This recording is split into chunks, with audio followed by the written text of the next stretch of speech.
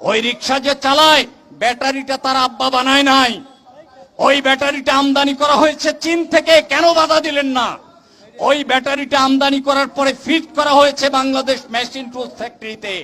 Bangladesh machine tools factory একজন major general চালায়, ওখানে গিয়ে বুলডোজার চালাতে পারবেন না, আপনার পা কাঁপবে। ওই মেশিন টুলস ফ্যাক্টরিতে গিয়ে বন্ধ করে দেন, তা তো পারছেন না। তাহলে ব্যাটারি আমদানি বন্ধ করতে পারছেন না, রিক্সা তৈরি বন্ধ করতে পারছেন না, রিক্সা বিক্রি বন্ধ করতে পারছেন না।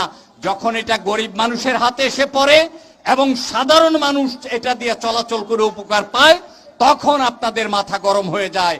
আসলে রিক্সা বন্ধ করতে চায় না, ব্যাটারি রিক্সাও বন্ধ করতে চায় না, ওখান থেকে চাঁদাবাজি করতে চায়, বকরাবাজি করতে চায়। সেই চাঁদা যাতে 500 থেকে 1000-এ তোলা যায় তার আয়োজন করতে চায়। সেই জন্য ব্যাটারি রিক্সা বন্ধের ধোঁয়া তোলে। এই সমস্ত ধোঁয়া তোলার মধ্য দিয়ে ওই সব শাসা খায়, তার জন্য এই আয়োজন। সেই আয়োজনকে ভাঙতে হলে রিক্সাওয়ালাদের একত্রিত হতে হবে। আজকে 3 লক্ষ রিক্সা ঢাকা শহরের ব্যাটারি চালিত রিক্সা অযান্ত্রিক যানবাহন হিসাবে 3 লক্ষাধিক ঢাকা দক্ষিণ সিটি কর্পোরেশনে আছে। সেগুলি কোথায়? সেগুলি চলছে, সেগুলি টোকেন দিয়ে চলে। কেন টোকেন দিয়ে চলবে? কেন তাদের লাইসেন্স দেওয়া হবে না? এই সব প্রশ্ন যাতে তুলতে না পারা যায়। এই সব প্রশ্ন তুলতে হলে সংগঠন লাগবে। সংগঠন করতে হলে যখন রাজু আহমেদ যাবে, তখন আপনাদের লোকেরা বলবে যে ওই রাজু আহমেদের কি ক্ষমতা আছে, ও তো পাওয়ার নাই।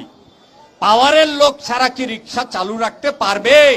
আমরা পাওয়ারের লোক দরকার, মোটা তাজা নেতা দরকার, পাওয়ার পার্টির নেতা দরকার, এমপি সাহেবের লোক দরকার, মেয়র সাহেবের লোক দরকার, কাউন্সিলর সাহেবের লোক দরকার। এই সব কথা বলার মধ্য দিয়ে বিভ্রান্ত করবে আপনাদের। আপনারাও তখন মনে করবেন যে ঠিকই তো কথা, মোটা তাজা নেতা ছাড়া কোনো দাবি আদায় হবে না।